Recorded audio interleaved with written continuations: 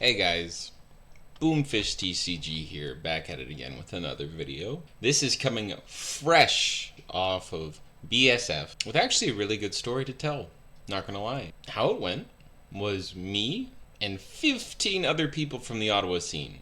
I've never traveled, I lie. I have traveled with that big of a group, but I certainly haven't traveled to this many consecutive competitive events with such a big community with people that I fully believed capable of topping. And I have great news. We had two groups of three. This was a 3v3 tournament for people who keeping up with it. You know, it's Bushi Road Summerfest. It got pushed back a little bit. But two teams of six ended up topping this event. And I was on one of, Boomfish TCG representing Ottawa scene.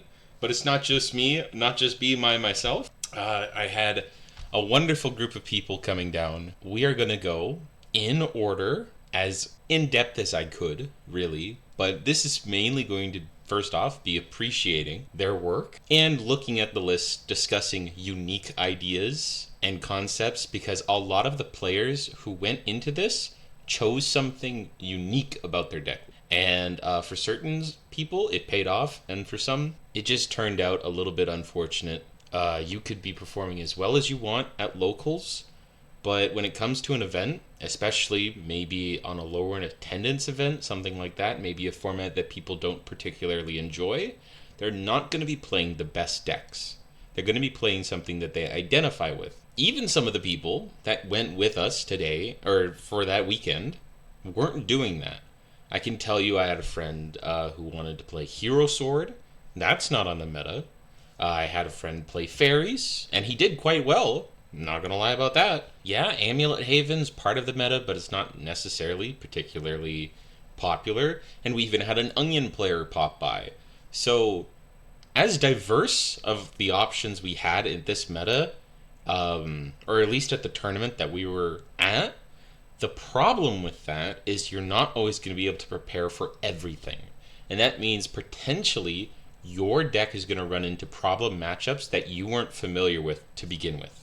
So with that, we're going to finally get into the deck video. So this is team peer-reviewed. It's a bit of an inside joke, but yeah, peer-reviewed were a wonderful group of people. We had Jean, guy from Yu-Gi-Oh! That I'm quite familiar with, obviously a friend. And he's done all the work that he needed to in Yu-Gi-Oh! Beforehand.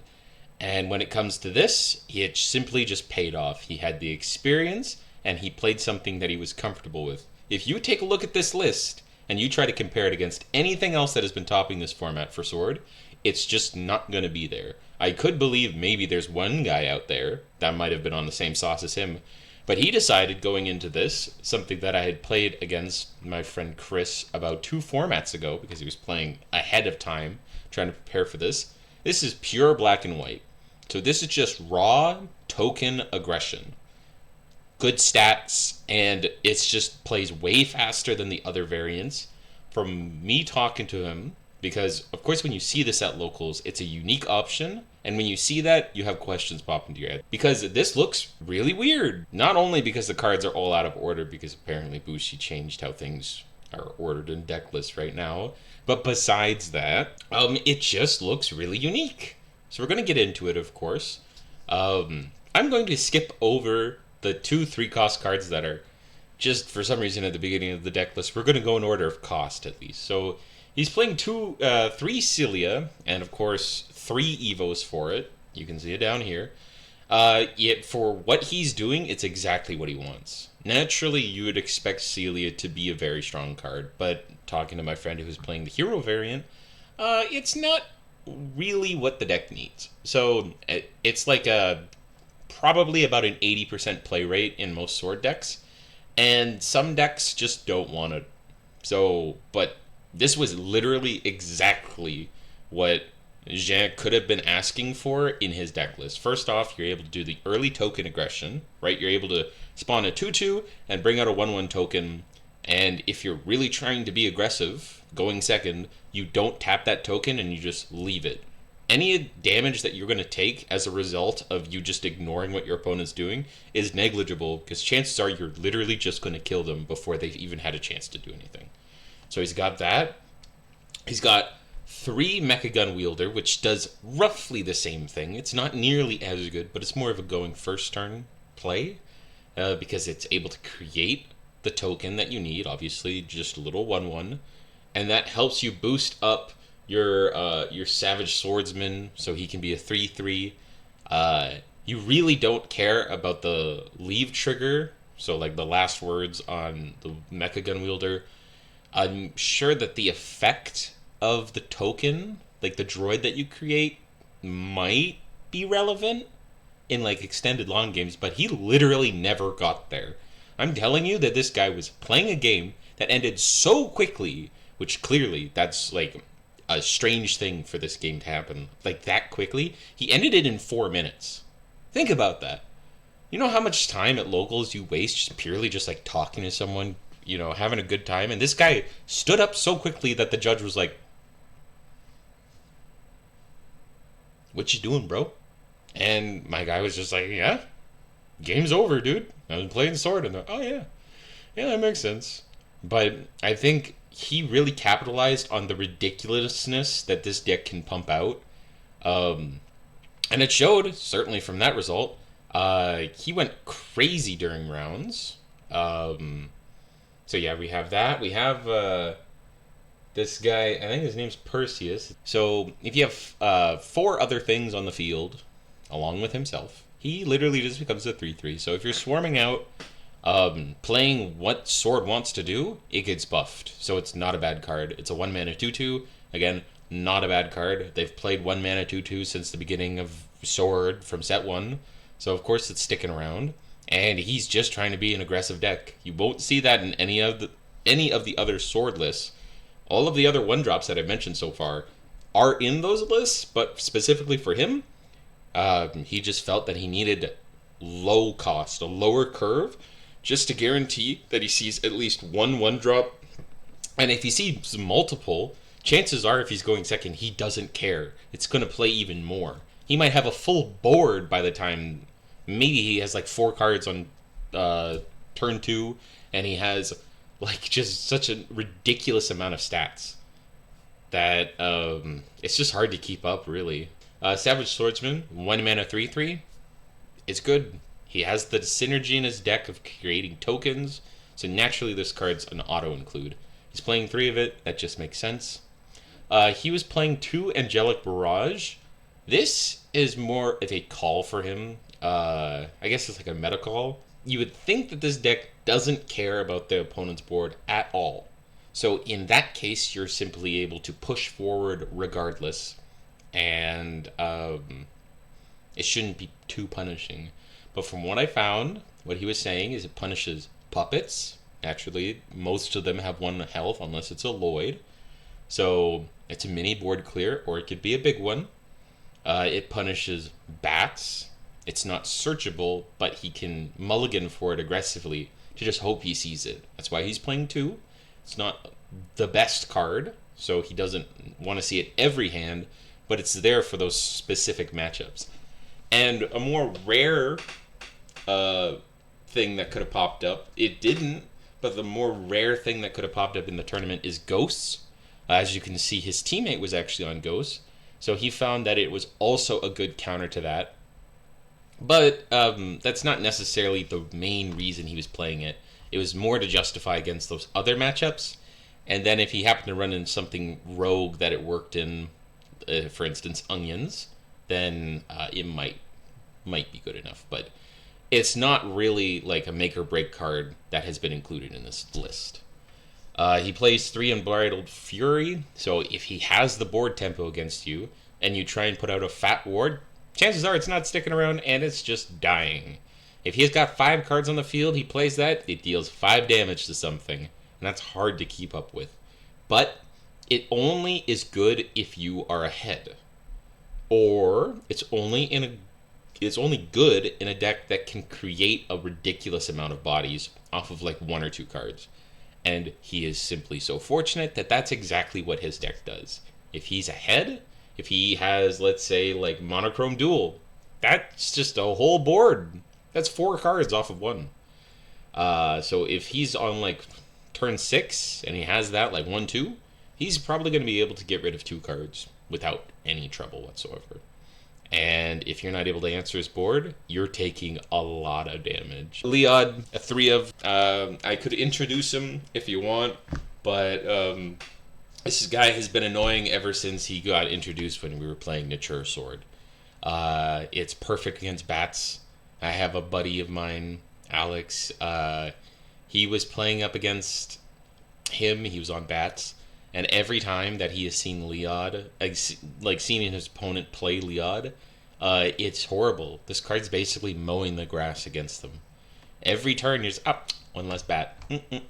And like, you don't have to do anything. It doesn't cost any mana. So of course it's good in this deck. And any other matchups that you come across, like, it's not going to be fantastic. But it still is free removal. It's a continuous effect. It happens every single end phase. So, like, it's simply good enough, but when you play against those matchups where it really matters, like, it's probably the most ridiculous card.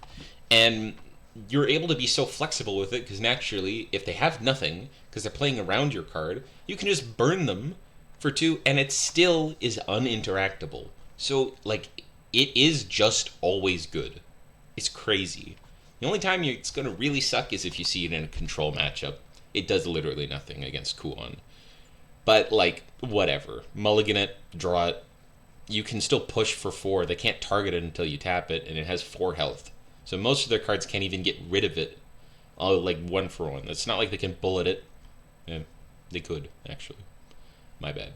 But, yeah, it's just a sticky, annoying thing. But, yeah, it's good. Even in his deck, he has, pretty much for his whole deck, the only removal cards that he has so far, he has 8 removal cards, which is a little bit higher than I was expecting, I'm not gonna lie. But, yeah, they're just good cards, man. Next thing that he has is part of the Queen package, so we can cover both of them. So he has the Black Queen, and then he has the White Queen. He's got this one right here, and he's got this one right here. So we'll explain both of them. Naturally, you're probably familiar with them. But the 3-drop, if it comes out by itself, it's 4/3. It's got Rush inherently, and then if the black one's on the field, it gets 2 different effects. So it gets a Sail, really strong, and if you play it after the black one is on the field, the original version of it only spawns 1/1/1 Knight. When you have the black one, it gets a Sail, and it spawns another 1/1 Knight. So, like, that's just really good. When you play the monochrome duel, it summons both of them and gives both the white and the black one +1/+1, and then it summons the two knights on top of that. And if you literally do nothing, the black effect, it has, so it's a 2-mana 2/2. The white one's a 3-mana 4/3, but the 2-mana 2/2 has an effect where you simply just tap it and you give 2 other things +1 attack that are specifically sword cards. But as you see, almost his entire list is sword cards, so it really doesn't matter. So usually what happens, if there's nothing to interact with, you play Monochrome Duel and you buff up the knights, so you spread out the stats, because you don't want to just like dump into a really big queen, because naturally they're going to want to get rid of it, because it comes out as like a 5/4, so if you buff it's 6/5, or a 6/4, but like there's a very low chance it's sticking around. And if it does, like, naturally you win the game, but like that just shouldn't be happening. So yeah, that's just pretty self-explanatory. That's the whole point of his deck. If you took out the Monochrome Duel engine out of this deck, it would suck. I don't even think it would be passable. But because it's there, because he can draw it, and because it's searchable, because these cards have like 3 different characteristics to them, like, yeah, it's just that good, man. It was good enough for him to be convinced of playing a pure deck. Like, that is a ridiculous idea. Everyone else has been meshing it with Merchants, which is a mid-range deck, which is, like, eventually you get your payoff, but it's not immediate. And then my buddy was playing, like, Hero Sword. That's probably not as convincing. Or, like, if you're really trying to be, like, unique, you could have played Nature Sword, but naturally he didn't identify with any of those other options, and he literally just wanted to play pure. I think that's unique and really cool, actually, that this game even allows you to do that. So He's playing 3 Ralmia. This is also the other reason why his deck's really stupid and broken. Because since he focuses so purely on just putting boards out like it's nothing, you're evoing that Ralmia for free almost every single time when you see it. So, like, it's pushing such ridiculous amounts of damage. That's why he was able to win after, like, 4 minutes of play. Because probably that's what he saw. If he saw back-to-back Ralmias and there was no answer, that's why he won. Which is ridiculous. You go 1, 2, 3, and by turn 4, if your first Ralmia didn't get answered, the second one's going to come out for 2, Evo for free, and you have enough mana to pay for the effect where it just gets buffed up to like an 8-7, and they're dead. That's probably like over 20 damage or something. Like, Amulet Haven can't even keep up with that kind of tempo. They might be able to get rid of some of it, but like, dude, that's ridiculous if they have a bad hand. We're going to skip over the Leonidas. We're going to come back to it, but naturally probably know what Leo does. The Monochrome Duel, of course. It has the first effect where it brings out both the white and the black one and gives them +1/+1. But the other reason why this card's stupid and broken, I had a sword guy up against me activate 3 of the grave effects of this thing. And I'll explain what it does, but that's ridiculous in one turn. Think about that. So it banishes for 2 mana. So as long as it's in the grave, it banishes from the grave for 2 mana, and it gives all of your knights on the field +1 attack and storm. So think about that. Okay, so if the knights were 1/1s, they get +1 attack. Okay, cool. All of the knights that they control are up to 2 attack. Gotcha. Do it again, 3 attack. Do it again, 4 attack. Chances are usually they have 3 on the field. That's 12 damage. There's just a bunch of 1/1s, and if you didn't answer them, and they just happen to have them in the grave, that's how good this is. That hurts, and it's really tough to keep up with as well. Because, like, you'd think an aggro deck is supposed to lose tempo as the game goes on, but they have token generation. Their token generation sometimes puts it in the EX, and they have other ways of just putting it on the field. So they're able to put these cards on the field cheaply, and then they're able to have an endgame strategy of extra storm damage. That's crazy. Naturally, it's a 3-of. Naturally, it's really good for the deck. This card, I'm not too sure about. Oh, it's you. Okay. Here we go, folks. So he's playing 1 copy of Nagi Hisakawa. I've never read this card before in my life. Banish 2 1-cost cards from your cemetery. Choose up to 2 of these. Pop something on the field. Burn the enemy for 2, or cycle a card. Interesting. That has really strong synergy with his deck, so I understand why it's there. I've never heard of this card before. And that's the cool part about these lists, folks. You really get to learn a lot about what goes through their mental process of making the list. And it says 1-cost cards, too. Damn, that's good. He's got 1, so that's 3, 3, 3, 3, so that's 12. 3, 15, 17. I don't know the percentages of that, but there's almost 50% of his deck is 1-cost. This card is always going to be live, and you're probably doing the first 2 effects, I'm going to be honest. But if you need to cycle the last effect, it's there. And that's the cool part about it. It's flexible, and we appreciate flexibility in Shadowverse, not going to lie. Card that I skipped over is Aether. It's just a generic search card. It's very good. 3 mana, search. You're probably never going to get the buff effect because you need like 7 sword cards in the grave or commander or whatever. But chances are the game's going to be over by then. Either you're dying before that even triggers, or they're dying. But the real reason you play this is it searches Monochrome Duel, and that's stupid. You can't search it in this list. But it's just there. It's like a 4th copy of it. It's cheap. It prepares you for it. So you don't really complain.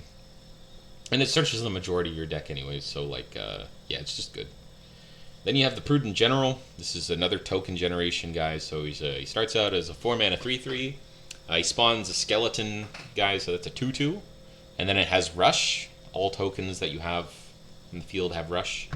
You evo it. It spawns another one of them. So currently, all off of that, again, this is a board building deck. So just from that, you have a 4 mana 4/4, and then you have 2 tokens that you just created. When he evos, he buffs them to be 3/3s. That's 10/10 worth of stats on turn 4. Pretty good. And if you just happen to have any of the other guys that this guy buffs on the field, you're creating even more stats. Everything is rush, so like if they have weak stuff that they tapped out trying to like answer your board or anything, or you're up against dirt, chances are you're going to be able to trade out really well and prepare for them to be forced to clear your board. And this is on turn 4 going second. If they clear that board, you just slap a monochrome duel on the field and say, do it again. And if they can't, you're cooking, man. So it's this deck, there's, I think, a Magic player called Brian Kibler said that the reason why aggro is good in big events is because you are always forcing the opponent to have the answer. You are asking a question, and they have to have the answer.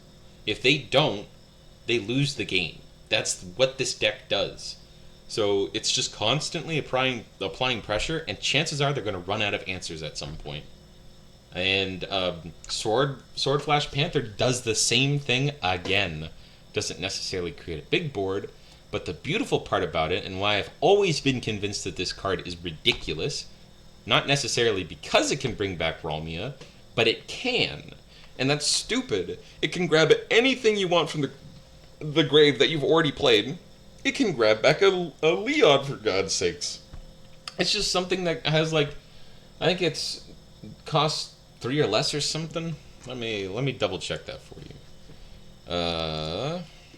But I think it was here. Yeah, it brings a 2 cost or less from your grave and gives it +1 attack. This makes your Ralmia even bigger, even if you don't have anything else in the field and you can't use the effect. If you can, that's ridiculous. But even by itself, you evo it for what, like 1, 2 mana, something like that. Now it's a 6/5, and you got hit in the face, or 6/4, or whatever the heck it adds up to be. That's just another reason why this deck is crazy. You think you got rid of the damn thing, and you're like, oh, maybe he didn't draw it. Sorry, bro. He drew Sword Flash Panther, and he brought it back anyways. You're probably not banishing anything anyways, unless you're playing really old Haven tech cards. So that's him, right? That's his list. Cool. Moving on to the next one. He did fantastic. I think the record that was told to me was 3-2. This is my buddy Josh. He was originally a Bat player. I think I agreed with him in the idea that Bat seemed to be really weak. Now, there was a Bat player who ended up getting, I think, like either top 3 or winning the event. I don't know his personal record, but I was convinced that the deck doesn't really do that much because Bats only does a fixed amount of damage every single time. If you're playing against them and you're trying to be like, am I going to die next turn? As long as you're over 6 life, if they have nothing on board, they cannot kill you in that deck. Unless there's like a Crimson Rose Queen turn. But again, that's probably because it's stuck around on the field and you're already going to lose the game. It's late, whatever. But like a Vania that's hitting you, that's just 6 damage. They'll clear your board, but that's all it's doing. So, Ghosts, however, has a potential to do way more damage. And I like that. I think he liked it as well because it plays into the aggro idea, but it's more towards the combo strategy of like you're able to prepare your turns and play them out, summon your ghosts, and get massive advantage off of them. But he's doing stuff in this list that is a little bit unique, I think. I hadn't seen this in other lists, so we'll get to it. We'll start going over it. Again, this deck thing messed up really bad, but we'll just cover it as it is. So, okay. So he plays 3 Beppy. Okay. This card, apparently from him, if he sees it, he's probably winning the game. If he doesn't see it, and if you don't see them play it, that's really bad for them. The first time that I ever saw this thing summoned against me, I thought it was whatever. Not really the biggest threat. But the fact that they get to keep the card in the EX for this deck specifically matters. That's a lot bigger than I ever could have expected or assumed for this list. So when you evo it, first off, when it plays it and there's a gargantuan ghost, this deck does summon those. You draw a card. That's just good. Whatever. When you evo it, it becomes a 1 mana 2/2, and if it dies, it goes back to the EX. So, you play it, it might have a bonus to it, probably not. And if it doesn't have that bonus, big whoop. If they kill it, it goes back. And you can just do it again later, if you even need to do that. It's a perfect card. Way better than I ever could have expected. He plays 2 Soul Conversion. It's kind of a combo card to get rid of your ghosts that you've already spent for the turn. But usually it's for the consistency side of things. But the fact that it's flexible to that point is just really cool. And a nice flavor to it. He plays 2 Whispers. It was good this format. It just seemed like he didn't want to push the note too hard. Something that I've seen other decks run outside of just this was the same thing that Bats run. It's the 2 mana spell that deals 3 and buffs the 1 cost. So naturally you can buff your ghosts, but he took a different approach because I'm guessing he was more trying to prepare for the other people playing Bats, because that's why he's playing Zealot of Lust. You play it, -2 life, and ping ping. So you get rid of 2 cards, and you can keep doing it, not just on like the turn you play it. So against Bats specifically, that's really good. From what I know, he played 0, so that's kind of unfortunate. His preparation didn't really pay off for that. He played 2 of the Spirit Curators, so you choose one, you put a ghost. 2, if there's a ghost in your EX, you look at the top 3 and reveal an Abyss card added to your hand. So, you heard what I just said, right? If there's a ghost in your EX, guess what Beppy counts as? A ghost. That's just, yeah. So, like, literally the 1 cost is just that good. They can kill it, and that's what you want to happen. If it stuck around, it's probably actually negging you, really. But even if it did, you don't really care, because this deck can get rid of it, no problem. And it'll just do that for you. So, unfortunately, whenever I've played against Ghosts, I've literally never seen this thing do the secondary effect. But the first effect's good enough.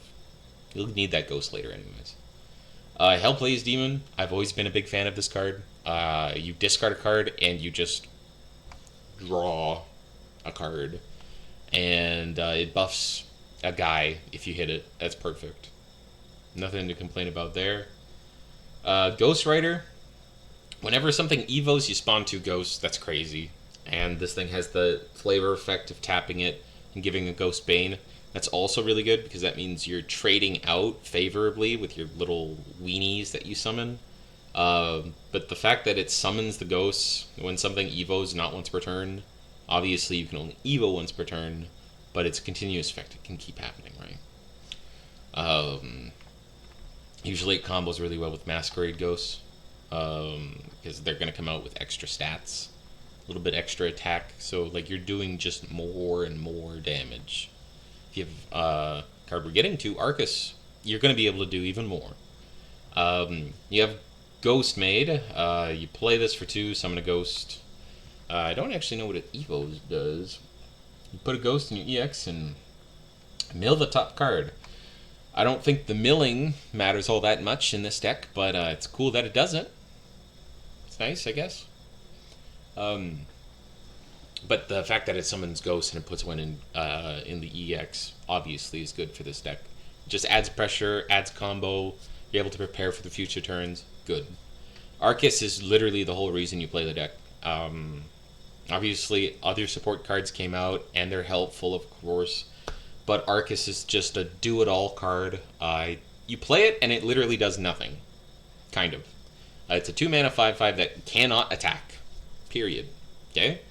And you have the effect of, if you have Necrocharge 10, it spawns, I think, 2 ghost tokens. Oh, it spawns a ghost token. That's fine. So, and then you get to bury a follower. Not tapping it, by the way. You would have kind of expected that, but nope. He's just sitting in a chair.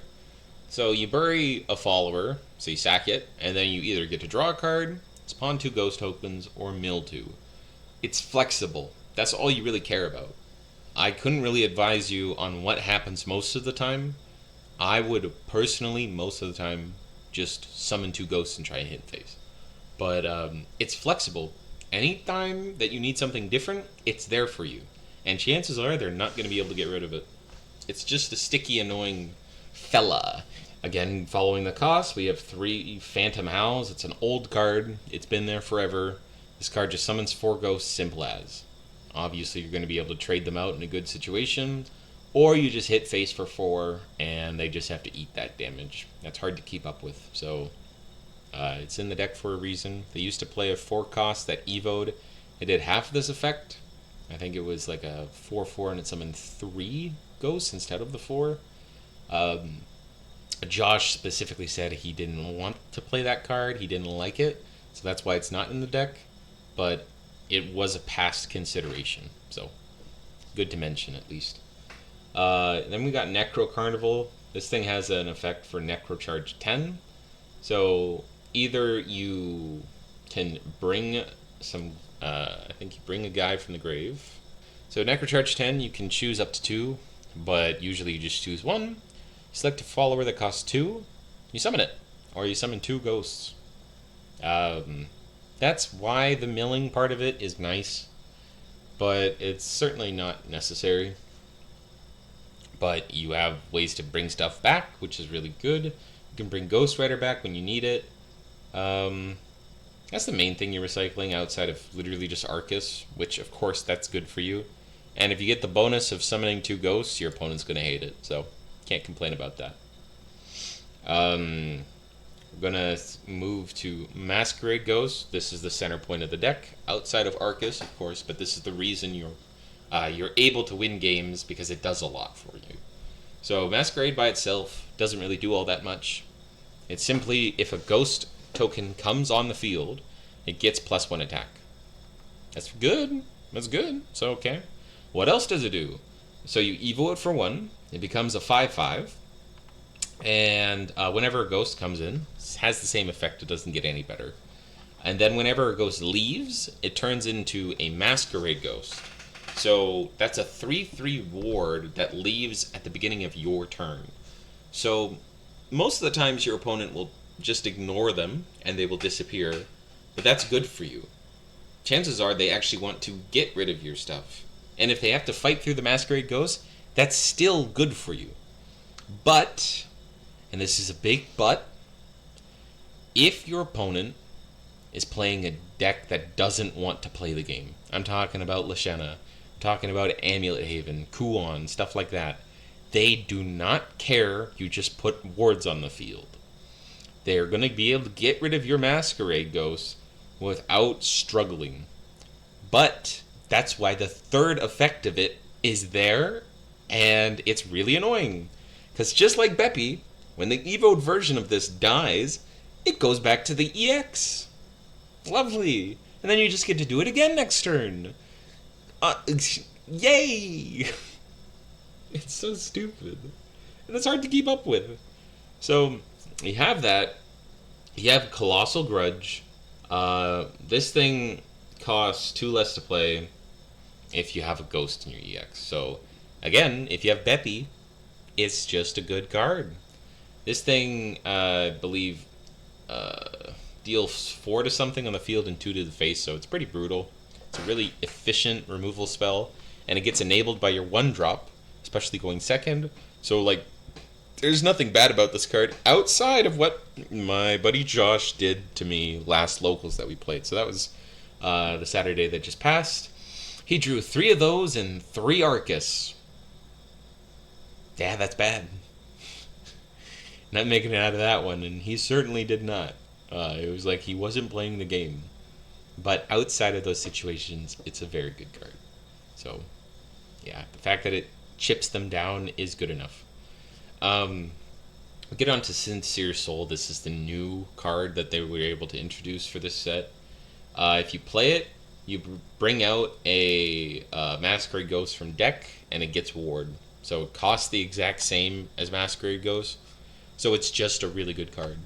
And then it has the Grave effect that I'm pretty sure costs 4. So it's expensive, but that means it usually does a lot. So we'll see about that. Yeah, cost 4, you banish it, and if there's a Masquerade Ghost in your EX, you may summon a Sincere Ghost from your Evo deck. So that's an advanced card.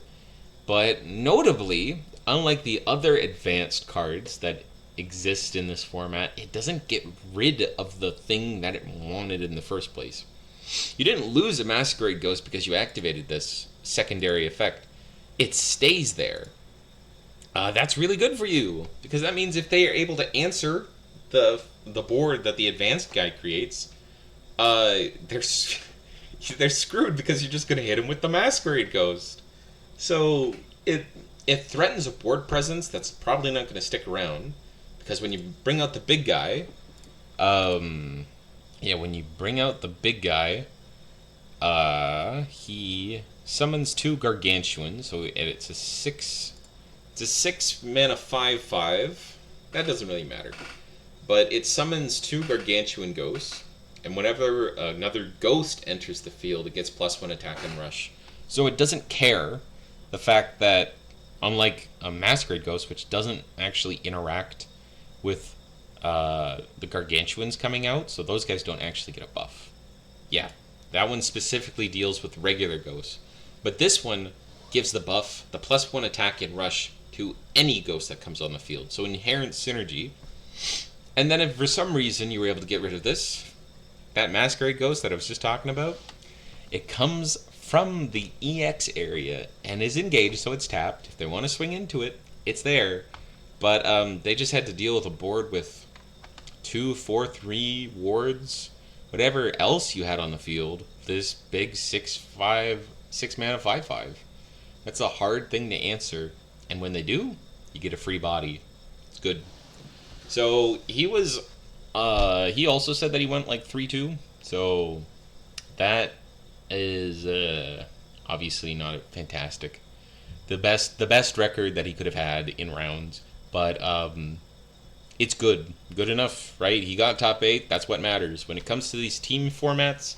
A lot of the records that you're going to see are sounding a little bit weird, maybe not exactly what you expected, but it's what they needed in order to get through the event, so that's how it worked. I liked his concept of going into the event with this deck. I agreed with him, and I still do. I think this was just a better choice than Betts. I think everyone was expecting it, and he said to me he didn't see a single other Ghost player at the event, so it was another unique choice from this team. Going on to the next one, this is their standard choice. This is the one that they did as like a safe pick, I guess, out of the other ones. Mackenzie has played every kind of rune deck I have seen. She has played Dirt, Lashena, and Kuon, and I think she tested Lashena at locals, but she ended up sticking to Dirt, which it's a safe pick. It's a good deck, and if you were to compare this list to any of the other ones that exist in this format, it's pretty similar. I'm pretty sure this was the exact same one I was taking a look at myself. I built Dirt because it's just that good, right? But she's playing Rhymewind, so this one will be a little bit more generic. If you don't know Dirt, I apologize. We've put a list up on the channel before, so the other ones we hadn't really covered before on the channel. This one we have. So we're going to take a look at some of the newer choices and maybe some ratios, but outside of that, it's a pretty standard deck. So new additions. So we have Magical Augmentation. It's a 1 mana ping spell, and it has an Earthright effect of getting rid of 2 Earthrights, and it deals 4 damage instead, and you draw a card. Pretty strong. This is not an auto-include, and that's why it's at a ratio of 1.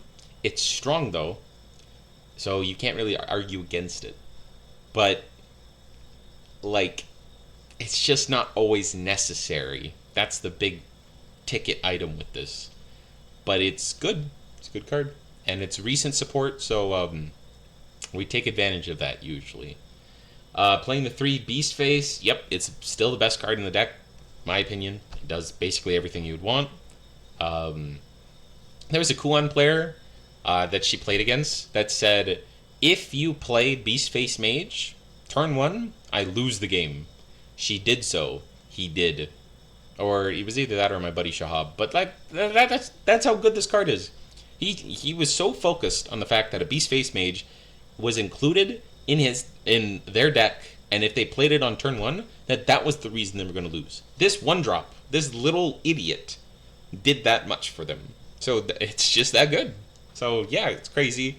One Barrage.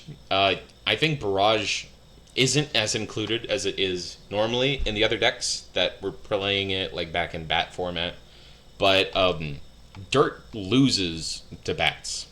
I think it's probably one of the only decks that really loses to Bats at all. But that's why people play it. You run into Dirt players and you're probably just farming wins. It's not like a 70% win rate. It's just kind of in your favor. It's probably like 60-40, really. Maybe 65-35. But it's not the end of the world. But that's why they have to play the Barrage. Seeing it. But it's usually to just grab it off of Serb, or Medusa. Just going to go over the one-cost amulets just as they play it, right? So, 3 Gingerbread House. Just got hit to 1. But for that event, she was able to play 3. So no complaints there. Gaining 9 life is good. You play 3 Teachings, 1 mana draw. Good. It's just like Insight, but it's for this deck. Witch's Cauldron, again, good. Grab an Earth Red off the top, you're chilling. And we're on to her playing 1 Rabbit is very interesting. This is something I didn't expect when I was coming into this list. I'd expected maybe a minimum of 2. My buddy Chris, who was considering playing Dirt for our team, wanted to play 3 initially.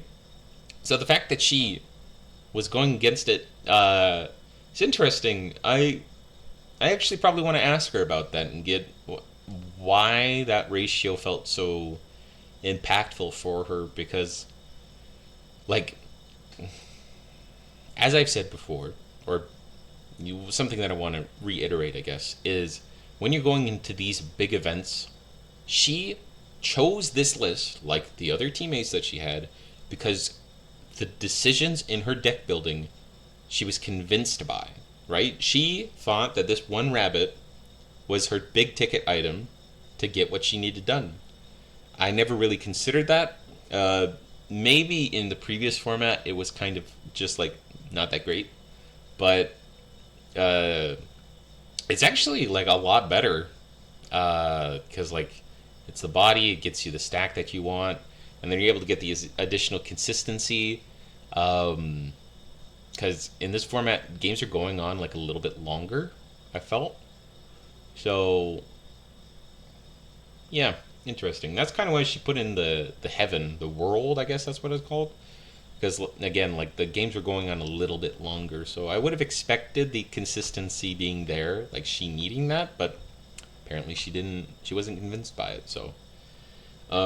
She was playing the Rime Wind. Again, that's really surprising. She has no ways at all in her deck to search this, but there is a reason it is in her deck. It is for Dragon. Armed Dragon and other advanced cards that she was running into simply just lose to the Rime Wind. They're just gone. Because they're not evoed. They're an advanced card. So if they spent their turn putting out this big advanced thing and you have 2 floating, they're expecting Dirt to do literally nothing. Because, as you can see, she only plays 2 quicks. 1 Rime Wind and 1 Barrage. And if they're putting out their big advanced card, they're not scared of your Barrage. But they should be scared of the Rime Wind. This deck is the only... Like, Ruin is the only class that has access to just this universal answer that advanced cards just can't deal with. So I get that. I get why she's running the Rime Wind. I get why she's running the Magical Augmentation. But I guess the big question in my head is, was there not something else that she could have changed the ratio in order to include that extra rabbit? Or... if she couldn't, was the 1 Rabbit enough? Was she convinced by it? If she was, cool. I probably would have played bare minimum 2, though. But, again, I'm convinced by the Rime Wind. For the rest of the deck, outside of what I've already covered, the ratios are what you'd expect. So, Going on to 3 red hot rituals. Previously, I think some people were playing 2. I think 3 is just the number. Sometimes your Foss just needs to kill something, and the only way you're doing that is with 2 red hots. That's 6 damage. So if you're not playing that extra number in your deck, your Foss probably aren't going to hit sometimes, and that might lose you the game. So you need that. The 3 summoning drills, just a ridiculous card. Of course, it's in the deck. The discarding part of it is just so good. And if you're feeling spicy, sometimes your Foss turns just create a whole board of guys that are buffed. They're like a bunch of 3/3 wards, and then you have a 5/5 Faust that you burn them for 2. Don't tap any of that, and you just look at your opponent and say, deal with it. If you go on to turn 6, you have a Riley in the grave. They're probably just dead, gonna be honest. So, like, Foss turns are just that good. The one Price of Magic, it was a lot weaker this format, but obviously she was still convinced to play it. But not nearly as strong as it was, because I think this format you just saw less dirt mirror matches and a lot of the other decks shining, because it's kind of like the flavor of the month. You know, the new thing comes out, other people wanted to play it, but if you're going up against like Bats, let's say, banishing Avania is like kind of okay, but not gonna save your life. So it's usually for the mirror match that's really gonna shine. You play 2 Mirror of Truth, you can't really bump that number up. It's a brick. If you draw it out of order, it's literally doing nothing for you if you don't have the target in your grave, which you will, usually. But even having that in the grave isn't always going to be useful. She's not playing Runic Guardian, so her targets, in order to bring this back, like to get value off of this, are literally just 3 cards, or 6 cards. So Alchemist, which is usually a late game play, or Ceridwen, which is always live. Obviously, it's a broken card. But it's not like Mirror of Truth can bring back Riley, right? So it's not perfect. That's why she's only playing with 2. She's playing 3 Riley. You want to see it, you want to ditch it. It's just that good for your deck. Ceridwen, you want to see it, you want to ditch it. It's just that good for your deck. And Alchemist, you want to see it, you want to ditch it. It's just that good. So, yeah. And moving on to the rest of it, she's got 2 Sweet Tooth Medusas. Obviously, it's really good. From what I've been hearing from others, it's going to be cut from the deck at pretty much after this format. But again, she loses to Bats, so she has to play it. It's just a way of getting extra advantage from clearing boards and pushing that into tempo, which this deck desperately needs, because her stacks are going to make her lose tempo. That's the hard part. Yeah, moving on from that, Faust, best card in your deck, really. Of course, it does everything. Of course, it's at 3. It's just as strong as it used to be, and this deck gatekeeps other decks purely because it has Faust in it. Because some weaker decks simply cannot deal with the fact that you create a board with Faust like you do. And then you take that much damage. And then you have the Heaven. This is the slower card that is put into the list simply because there's like Kuons and other things that might be able to abuse you a little bit. If you go that late and your Alchemist burns aren't enough to win you the game, you put this out, right, in the initial form. So if you don't control anything other, like if you don't control followers other than itself, it pops something and you draw a card. Very nice. Very nice. And since you're playing Dirt, chances are that condition's just going to happen. And then it has the separate one where if you've lost the game up until this point, right, you've just taken way too much damage. You haven't seen your gingerbreads, you haven't gotten a Faust off. This saves you in emergencies. It gains 5 life. It's not a small number. It's really hard to deal with, actually. You go, let's say, from like 9 to 14. That's a huge jump. Haven hasn't, like, the closest thing Haven has to a 5 life gain for a similar cost is 6 mana, 5/5. Yeah, it's a 6 mana 5/5. Where they draw a card, gain 5 life. This thing does way more than that, and it gets rid of a card, and it doesn't require an Evo. You just play it. That's good. And if they get rid of it, because of course they have to, it's a 5/5, whatever. And it goes super late game. You just banish it for 10. You bring out the big guy, and he's a 10 mana 10/10. He goes in your EX. He has 2 different versions of him that you can use. So either you keep him there, and you burn the board and your opponent for 4 every single turn, or you play him for 10, and you just deal 10 to the board and 10 to their face, and you pass with a 10-10. Hopefully they can't answer it. If they can't, you win the game. That's how it is. So, not to rush through her list, but we've gone over this, right? So, what did we cover here? Jean played a unique aggro token list. Pure black and white. Wasn't really heard of this format, but he played it because he was convinced that aggression was just that good into this event. It paid off. Josh was convinced that Bats was not the pick, and Ghost just happened to fill a niche in the format where it was able to apply more direct pressure instead of just board presence, and raw damage is what he valued. He played it, got top 8. We got top 8, top 8. She played Dirt with her unique ratios, micro ratios, really, with one rabbit and the Rhyme Wind. I don't necessarily know if she played any dragons. I don't remember her record, but when it came to it, it mattered enough where she got top 8. Hell yeah. That's what we're looking for. We'll just quickly go over it. So round 1, Merchant Sword. Game went as expected. Bricked, a little bit slow on his opponent's part. Got a Hellblaze into Ghost Maid, letting him get the Grudge. And Grudge stay online for some easy spot removal. So again, that's the 4-cost card that gets discounted. And then killed with Masquerade plus Phantom Howl. So he was just able to get that much damage on the field. Push it. Doing well. Round 2, he went up against Puppet. A bit of back and forth early between his Puppet's use to trade into some Hellblaze Bach. But Arcus stuck on the board. It's not easy for them to get rid of it. Naturally, they can bounce it with substitution. But there's a lot of lists this format that was actually cutting sub. Or, like, I was even just playing 1. So, like, it's just kind of like that. So a few turns generated too much aggro and value for him to pull it back. He dedicated a Sakuna swing, but couldn't close it out. Also kind of a reason why I wasn't playing Sakuna in my list. I just wasn't convinced in the power that, it's kind of crazy to say, back in Puppet format, an 8-8 where 6-6 swinging was just that good, but decks got better. And the times that you're not making a big Sakuna is almost irrelevant, so wasn't too convinced on that. He played 2 Puppets, holy. Round 3 versus Puppet. He got a dub, closer than round 2 after a big play involving Sakuna plus 3 Carapace Beetles. Wow.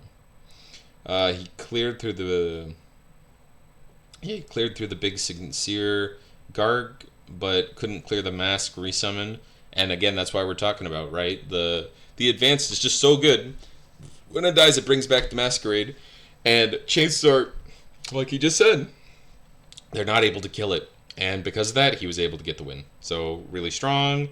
He's up against Kuon. Early Pish, fill out the grave on the opponent's side. Led to a lot of back foot on his part. No Sinceres were found. Yeah, no Sincere Souls. So, leading him to dying to burn on turn 8 because couldn't close out the last 7. So, yeah, that's pretty brutal. Another Kuon, so it's like this could be a favorable matchup for him, but like it's not exactly what you want to be queuing into.